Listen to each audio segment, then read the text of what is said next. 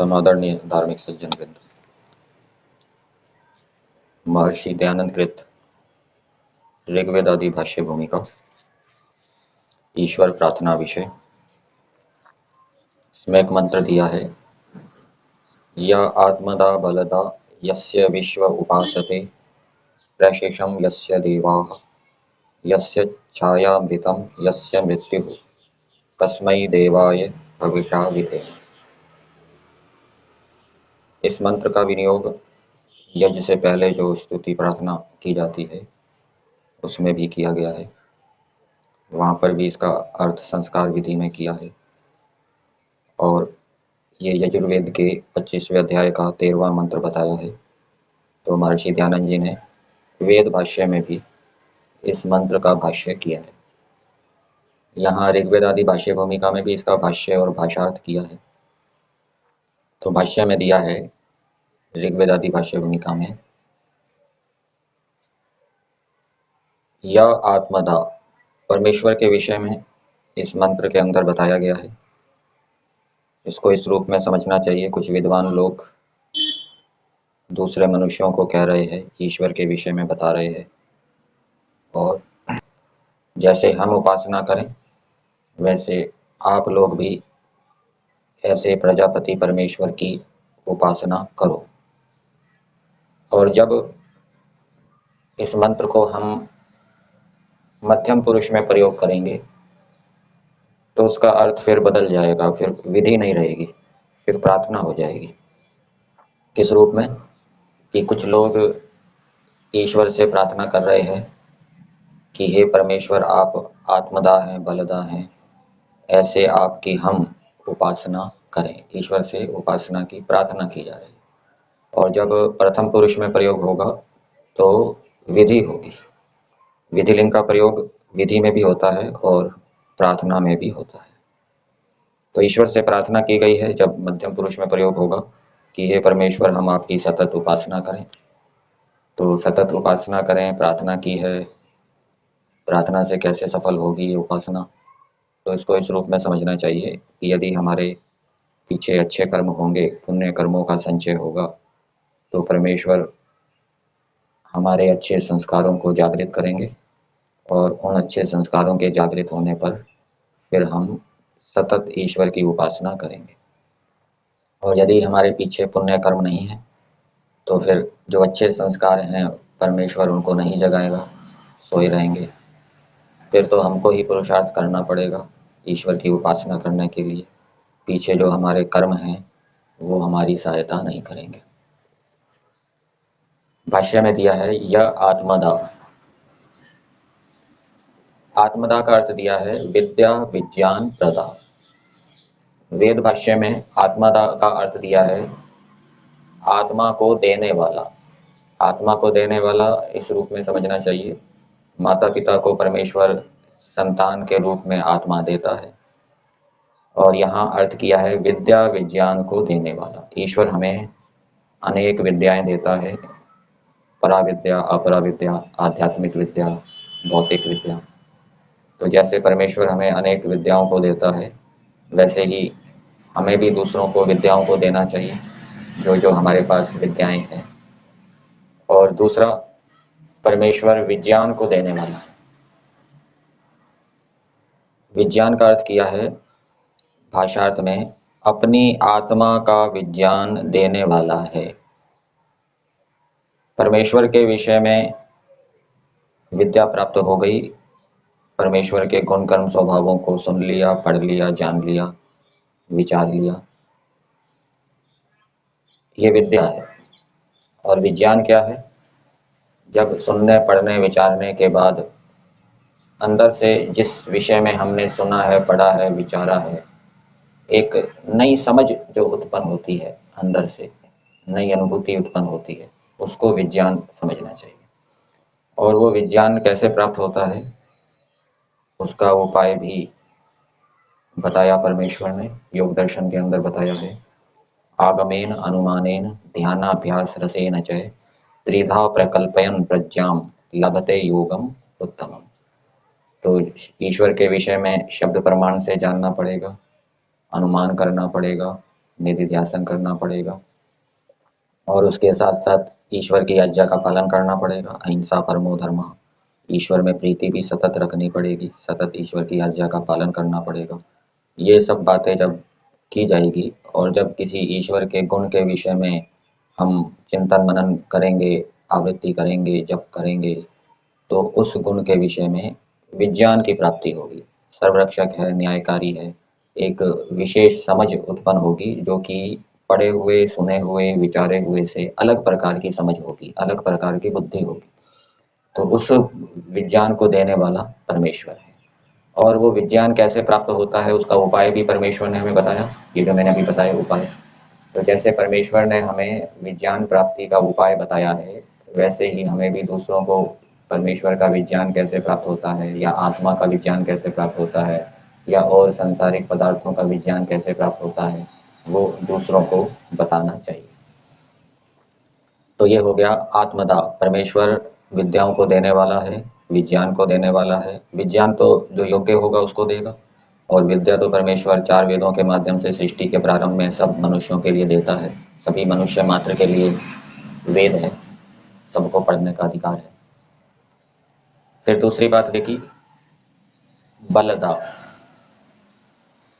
बलदा का अर्थ किया है शरीर, इंद्रिय, प्राण, आत्मा, मन, इनको इनकी पुष्टि, उत्साह, पराक्रम, दृढ़त्व, प्रदा देने वाला। अब ये जो पुष्टि, उत्साह, पराक्रम और दृढ़त्व 4 बातें लिखी हैं, और शरीर, इंद्रिय, प्राण, आत्मा और मन, यहाँ 5 बातें लिखी हैं, 5 द्रव्य हैं। तो यथा योग्य संबंध करेंगे। पुष्टि का संबंध शरीर के साथ होगा, पुष्टि का संबंध इंद्रियों के साथ होगा। इंद्रिया मतलब इंद्रियों के गोलक, आंख का गोलक, कान का गोलक। और पुष्टि का संबंध आत्मा के साथ भी होगा। आत्मा की पुष्टि क्या है? आत्मा के पास विद्या हो, तत्व ज्ञान हो। तो आत्मा की पुष्टि को देने वाला, शरीर की पुष्टि को देने वाला और इंद्रिय के गोलकों की पुष्टि को देने वाला परमेश्वर है। किसको देने वाला है?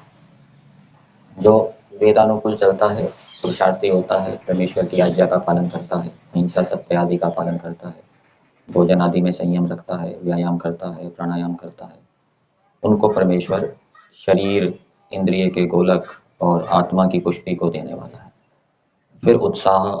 उत्साह का संबंध शरीर से नहीं है, इंद्रियों के गोलक से नहीं है, प्राण के साथ भी नहीं है, आत्मा और मन के साथ इसका संबंध हो सकता है। तो परमेश्वर आत्मा या मन को उत्साही बनाने वाला है, मन के अंदर उत्साह गुण को उत्पन्न करने वाला है। आपने प्रार्थना के 3 फल जाने हैं। प्रार्थना के 3 फल क्या होते हैं? अभिमान का नाश और सहाय और उत्साह की प्राप्ति। एक तो प्रार्थना से भी उत्साह की प्राप्ति होती है, और जब व्यक्ति अच्छे कर्म करता है तो परमेश्वर अंदर बैठा हुआ आनंद, उत्साह, निर्भयता उत्पन्न करता है।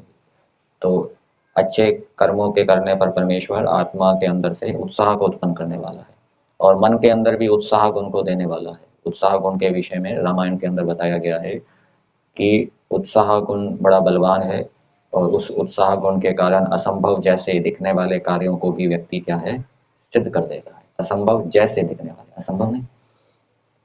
तो ये उत्साह गुण को देने वाला परमेश्वर है, मन के अंदर मन को उत्साही बनाने वाला, आत्मा के अंदर बैठा हुआ भी उत्साह देने वाला। फिर तीसरी बात आई पराक्रम। पराक्रम का संबंध शरीर के साथ नहीं है, इंद्रियों के गोलकों के साथ नहीं है, प्राण के साथ भी नहीं है, आत्मा और मन के साथ हो सकता है, आत्मा के साथ कर सकते हैं। पराक्रम गुण को देने वाला। पराक्रम गुण किसको कहते हैं? कि कोई कार्य छेड़ा और उस कार्य को पूरा कर लिया। जैसे राजा ने शत्रुओं के ऊपर चढ़ाई की और शत्रुओं को जीत लिया, तो राजा ने क्या है, पराक्रम दिखाया। आतंकवादियों ने गड़बड़ी की और उन आतंकवादियों को पकड़ के दंड दे दिया, तो ये राजा ने पराक्रम दिखाया। तो इस पराक्रम गुण को देने वाला परमेश्वर है। और पराक्रम शुद्ध औषधियों, वनस्पतियों के सेवन से भी प्राप्त होता है। हम शुद्ध आहार करेंगे, यज्ञ आदि से शुद्ध अन्न आदि का सेवन करेंगे, तो उससे भी पराक्रम गुण की प्राप्ति होती है। फिर आगे दिया है दृढ़त्व। दृढ़त्व का संबंध शरीर के साथ हो जाएगा। शरीर को परमेश्वर दृढ़ बनाने वाला है। अश्मा भवतु नस तनु, हमारा शरीर पत्थर के समान दृढ़ हो। पत्थर के समान दृढ़ हो मतलब भूख प्यास को सहन कर सके, सर्दी गर्मी को सहन कर सके। मन भी दृढ़ हो, मान अपमान अनुकूलता प्रतिकूलता में वो एक समान रहे, विचलित ना हो। तो मन भी दृढ़ हो, अपने लक्ष्य की ओर बढ़ता रहे, निराश ना हो जाए, हताश ना हो जाए। तो मन की दृढ़ता को, शरीर की दृढ़ता को परमेश्वर क्या है, प्रदान करने वाला है। तो ये यथा योग्य जिस जिस द्रव्य के साथ जिसके साथ संबंध है वो लगाएंगे, ठीक है ना। क्योंकि 5 दिए हैं, शरीर, इंद्रिय, प्राण, मन, आत्मा और मन, और आगे 4 दिए हैं। तो ये नियम है संस्कृत व्याकरण का कि जिसका जिसके साथ संबंध है उसको लगाना चाहिए।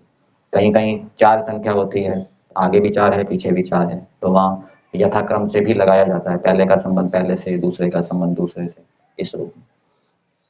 फिर आगे दिया है यस्य यम विश्वे देवा, ये इसका अर्थ कर रहे हैं यस्य विश्व उपासते, इसका अर्थ किया जा रहा है, विश्व का अर्थ किया है विश्वे देवा। ये देवा पहली पंक्ति में सबसे अंत में आया है, उसको इसके साथ जोड़ दिया है।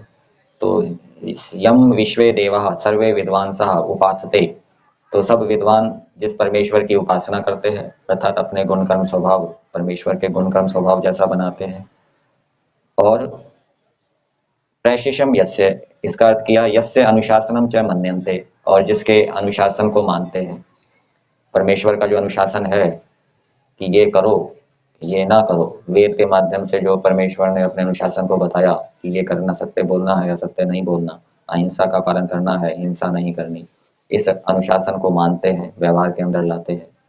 ये देवों के विषय में बताया कि देव ऐसा करते हैं, ईश्वर की उपासना करते हैं और उसके अनुशासन का मानते हैं। फिर आगे बताया यस्य छाया मृतम यस्य मृत्यु, जिस परमेश्वर का आश्रय, छाया का अर्थ किया है आश्रय, छाया उसको भी कहते हैं जो परछाई पड़ती है किसी वस्तु की, उसको भी छाया कहते हैं, लेकिन यहाँ छाया का अर्थ आश्रय किया है, जिसका आश्रय ही मोक्ष है। यस्य छाया अमृतम, ये ही शब्द एव शब्द मंत्र के अंदर नहीं है, इसको जोड़ा गया है। जिसका आश्रय ही मोक्ष है, ये भी मंत्र के अंदर नहीं दिया, इसका अध्ययन किया है।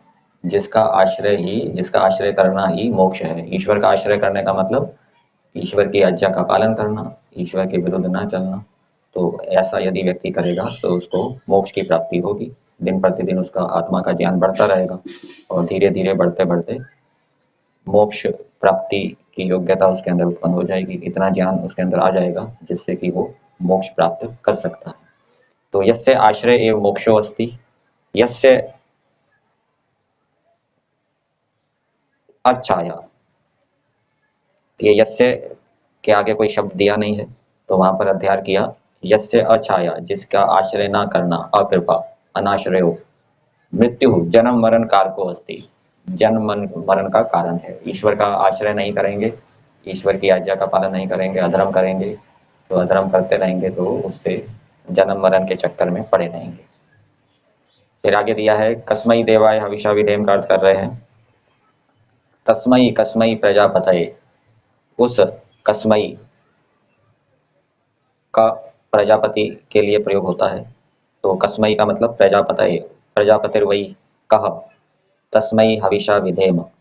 तो शतपथ ब्राह्मण का प्रमाण दिया है। भाष्य की ये विशेषता होती है कि भाष्य में जो जिस पद का जो अर्थ किया जाता है वो उस अर्थ को करने में क्या प्रमाण है वो भी दिया जाता है। तो का अर्थ किया है प्रजापति, तो का अर्थ प्रजापति कैसे कर दिया, शतपथ ब्राह्मण में बताया है प्रजापतिर्वा कह। तो ऐसे सुख स्वरूपाय, सुख स्वरूप ब्रह्मणे, ब्रह्म के लिए, देव के लिए, प्रेम भक्ति रूपेण हविषा वयम विधेम, प्रेम भक्ति रूप हवि से हम उसकी हम उसकी सेवा करें। ठीक है, प्रेम भक्ति रूप हवि से हम उसकी सेवा करें। सेवा करने का मतलब सततम तस्य एव उपासनम कुर्वीमहि, सतत उसकी ही, यहाँ पर भी ही लगा दिया, उसकी ही उपासना करें, दूसरे की उपासना ना करें। तो भाषार्थ में इसका अर्थ दिया है जो जगदीश्वर अपनी कृपा से ही अपने आत्मा का विज्ञान देने वाला है, तो परमेश्वर की कृपा उसी के ऊपर होगी जो योग्य होगा। जो अच्छे कर्म करने वाला होगा, पुरुषार्थी होगा, विज्ञान की प्राप्ति की जो विधि है उसका अनुष्ठान करेगा, उसके ऊपर परमेश्वर की कृपा होगी।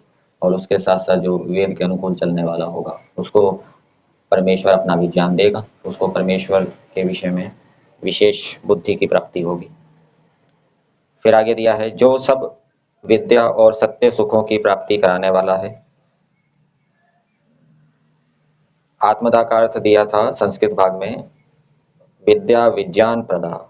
यहाँ पर एक बात और जोड़ दी, सत्य सुखों को भी देने वाला, प्राप्ति कराने वाला परमेश्वर है। सत्य सुख कौन से? जो स्थायी सुख हैं उसको सत्य सुख कहेंगे, जो कि मन की एकाग्रता से जो सुख होता है, और जो ईश्वर का आनंद है वो भी सत्य सुख है। धर्म के आचरण से जो सुख होता है वो भी सत्य सुख है, और विवेक से जो सुख की प्राप्ति होती है, तत्व ज्ञान से जो सुख की प्राप्ति होती है वो भी सत्य सुख है, और समाधि से जो सुख की प्राप्ति होती है वो भी सत्य सुख है। तो इन सत्य सुखों को देने वाला परमेश्वर है, कर्मों के अनुसार देता है, मुफ्त में नहीं देता। जिसकी उपासना सब विद्वान लोग करते आए हैं। अब यहाँ पर दिया है उपासते, करते हैं। करते हैं तो मतलब ये अर्थ लग रहा है कि वर्तमान में सृष्टि में जहाँ पर भी विद्वान लोग हैं वो ईश्वर की उपासना करते हैं। इसमें भूतकाल का अर्थ भी लिया है, भूतकाल में भी उन्होंने, विद्वानों ने ईश्वर की उपासना की है और अब भी करते हैं। तो उसको एक वाक्य में बता दिया, जिसकी उपासना सब विद्वान लोग करते आए हैं। मतलब कि भूतकाल में भी विद्वानों ने ईश्वर की उपासना की, अपने गुण कर्म स्वभाव ईश्वर जैसे बनाए, और अब भी बनाते हैं, बना रहे हैं। और जिसका अनुशासन जो वेदोक्त शिक्षा है उसको अत्यंत मानने से सब शिष्ट लोग स्वीकार करते हैं। तो जो शिष्ट लोग होते हैं, कुंभी धान्य होते हैं, वो अत्यंत मानने से, मतलब कि वो वेदों का अत्यंत मान करते हैं, अत्यंत सम्मान करते हैं, और अत्यंत सम्मान से वेदों की जो शिक्षा है उसको स्वीकार करते हैं, अपने जीवन के अंदर लाते हैं, अपनाते हैं। तो ये शिष्टों की विशेषता है, वेदों की, उनमें वेदों के प्रति अत्यंत श्रद्धा होती है। तो जैसे शिष्टों की वेदों के प्रति अत्यंत श्रद्धा है, वैसे ही दूसरे मनुष्यों की भी वेदों में अत्यंत श्रद्धा होनी चाहिए। तो उसके लिए वेद पढ़ने चाहिए, वेदों को पढ़े बिना वेदों में श्रद्धा उत्पन्न नहीं हो सकती। इसलिए आर्य समाज के नियम में दिया है, वेद का पढ़ना पढ़ाना और सुनना सुनाना सब आर्यों का परम धर्म है। तो जैसे जैसे हम वेद का स्वाध्याय करेंगे तो वेद में नई नई बातें मिलेगी, समस्याओं का समाधान होगा, और उससे हमारी क्या है, श्रद्धा बढ़ती जाएगी। जिसका आश्रय करना ही मोक्ष सुख का कारण है, और जिसकी अकृपा ही जन्म मरण रूप दुखों को देने वाली है, अर्थात ईश्वर और उसका उपदेश जो सत्य विद्या, सत्य धर्म और सत्य मोक्ष है, उनको नहीं मानना, और जो वेद से विरुद्ध होके अपनी कपोल कल्पना अर्थात दुष्ट इच्छा से बुरे कामों में वर्तता है, उस पर ईश्वर की अकृपा होती है। तो पीछे कहा था कि ईश्वर अपनी कृपा से अपना जीव विज्ञान देता है। तो ईश्वर किसको विज्ञान देगा? तो यहाँ पे बताया कि जो वेद के विरुद्ध नहीं है, वेद के अनुकूल चलता है, ईश्वर उसको अपना विज्ञान देता है। और जो वेद से विरुद्ध होता है उसके ऊपर ईश्वर की अकृपा होती है, ईश्वर उसको अपना विज्ञान नहीं देता। तो वही सब दुखों का कारण है, अर्थात वेद से विरुद्ध हो चलना। और जिसकी आज्ञा पालन ही सब सुखों का मूल है। तो इन पंक्तियों से महर्षि दयानंद जी वेद के महत्व को प्रतिपादित कर रहे हैं। वेद का महत्व महर्षि दयानंद जी की दृष्टि में भी था, और वो जगह जगह वेद के महत्व को प्रतिपादित करते हैं। फिर आगे दिया, कसमई जो सुख स्वरूप और सब प्रजा का पति है। दो अर्थ कर दिए, का अर्थ सुख भी होता है और का अर्थ प्रजापति भी होता है। प्रजापति तो वो शतपथ ब्राह्मण में अर्थ दिया है, और सुख अर्थ भी कहीं दिया होगा। तो जो सुख स्वरूप और सब प्रजा का पति है, उस परमेश्वर देव की प्राप्ति के लिए सत्य प्रेम भक्ति रूप सामग्री से हम लोग नित्य भजन करें, जिससे हम लोगों को किसी प्रकार का दुख कभी ना हो। तो मनुष्य चाहते हैं कि उन्हें सुखी सुख हो, दुख कभी प्राप्त ना हो। तो उसके लिए वेदों के अनुकूल चलना पड़ेगा, वेद को पढ़कर ईश्वर की आज्ञा को जानकर ईश्वर की आज्ञा का पालन करना पड़ेगा, तभी वो सभी हमेशा के लिए सुखी हो सकते हैं, दुखों से बच सकते हैं। तो मंत्र का तात्पर्य ये है कि मनुष्य ईश्वर की उपासना करें, ईश्वर की आज्ञा का पालन करें, ईश्वर में प्रीति करें, अपने गुण कर्म स्वभाव ईश्वर जैसे बनाएं, जिससे कि उनको दुख कभी ना हो, उनका जीवन सुखमय हो।